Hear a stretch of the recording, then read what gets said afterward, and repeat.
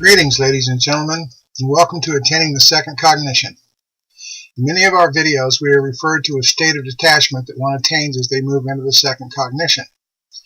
Although the term has been heavily used in our presentations, there are probably many people who do not yet understand what we mean by the term detachment, and that leads us to the topic of this discussion, explaining detachment.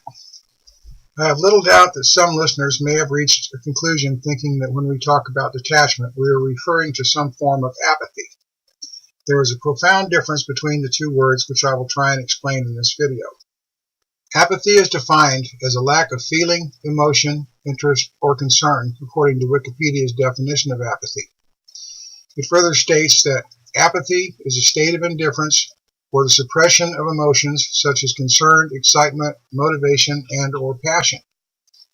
What I would like the viewer to note in this explanation about apathy is the suppression of emotions.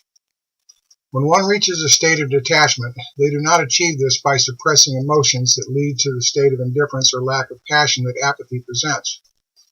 In contradistinction to apathy, detachment does not leave one unemotional or uncaring in the emotional sense by suppressing their emotions, nor which can be brought on by a sense of depression or nihilism. Nihilism leads one to believe that life is meaningless, and that can very often lead to a state of emotional apathy. When one reaches a state of cognitive detachment, they do not lose their emotions, they do not feel like life is meaningless, and they definitely do not lose their passion. If I were not passionate in seeing humanity develop into its full potential, I wouldn't take the time to write my books or continue to produce these videos. If I was operating from a state of nihilistic apathy, I wouldn't go to the trouble to do any of these things because I would think, what's the use? The fact that I take the time and effort to do these things shows that I am far from being apathetic. I am, however, very detached, and I will explain this further to hopefully give you greater understanding. We have discussed the emotional volatility in people in many of our previous videos. To name just two, you might want to review our video on living in a world of being offended, or first cognition and perceptions of negativity. Whether you want to accept the idea or not, humanity has been infected with a mind virus that we call the Beall virus. Humans all have emotions, but what this mind virus did to all of humanity is to take our basic emotions and turn up the volume to the point that we are not really in control of our emotions. Instead of being balanced emotionally, we operate from a level of extremes, whether we are experiencing happiness, hatred, fear, depression, or any other emotion. The virus fed off the energies produced by our emotions, which it turned into overreactivity in order to feed itself. Whether you are willing to accept the premise of the Beall virus and its effect on humanity, it must be admitted that humans are reactive where their emotions are concerned. To understand this perspective, you have to acknowledge that what people say or do is generally based on ideas of how someone is going to react to what you say or do. How many times have you said or thought, I don't know how they will react to this news? Politicians worry about public perceptions and public reactions. These reactions, over which we are individually and collectively concerned, are all emotional reactions.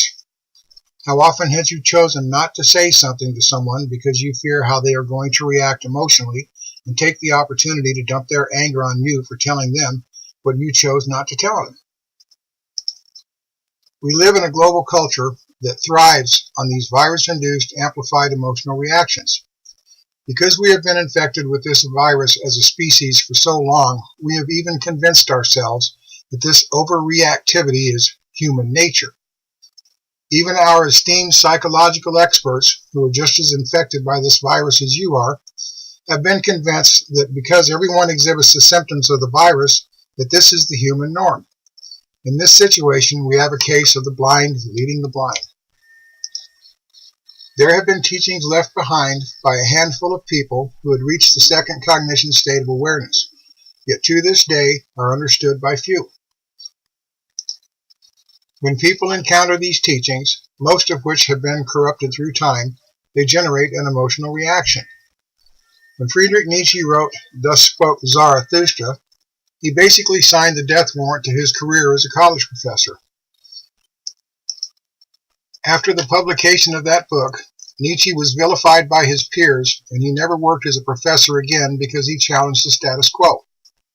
The reason this is so is because of the emotional reactivity of those whose system of beliefs were challenged and who had the power to try and silence his voice by removing his livelihood.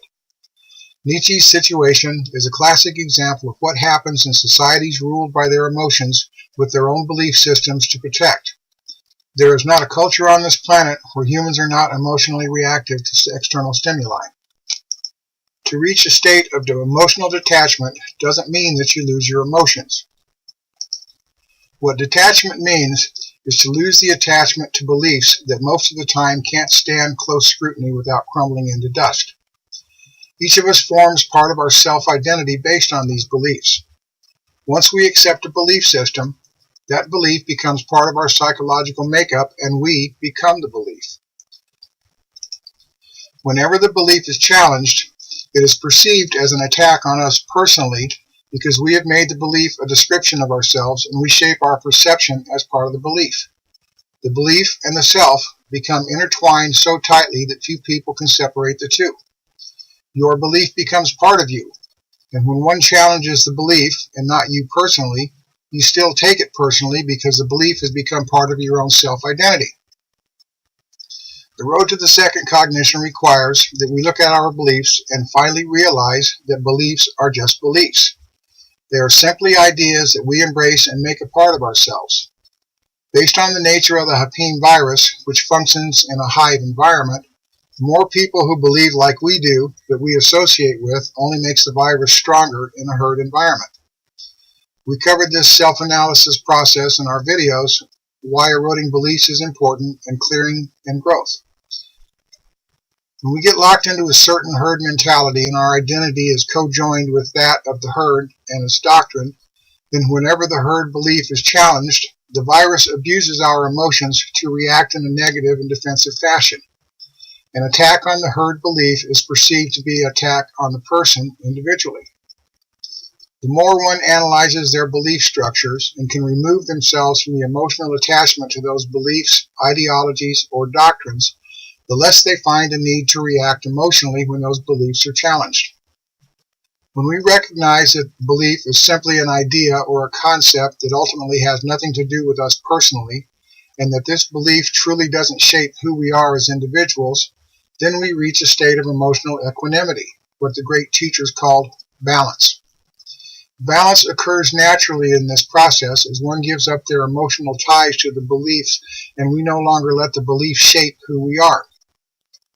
When we willingly choose to give up these emotional attachments that we once embraced as part of our personal identity, we also give up the need to react emotionally when the belief is questioned or challenged. We become truly objective because we no longer have an emotional investment in what the belief dictates or not. When we realize that beliefs don't really shape who we are, then we are no longer concerned with defending the faith, the ideology, or doctrine that we once felt defined who we are as individuals. The more of these emotional attachments to ideas that we give up, the closer we move to a state of cognitive freedom and that detached state of emotional balance. We become detached from the need to react to others who simply challenge ideas without challenging us as individuals because we no longer have that emotional investment in the belief to defend it. When we can reach this state of detachment, then we understand that there is no point to defend when a simple idea called belief is challenged.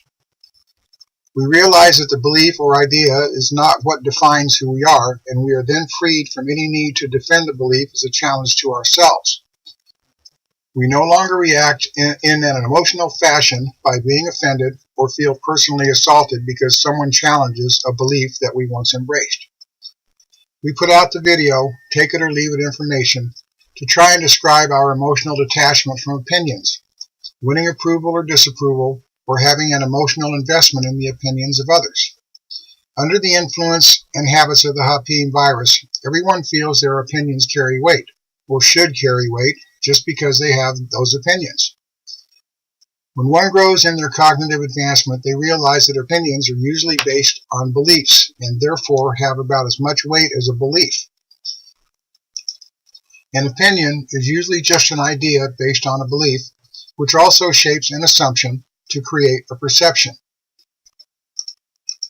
Opinions are basically conjecture based on the individual's viewpoint, and one's viewpoint is predicated on what their beliefs are and how much importance they feel their opinion has in light of those beliefs. When one moves into a state of emotional detachment in the mode of the observer, they realize that these opinions bear little weight in the grand scheme of things.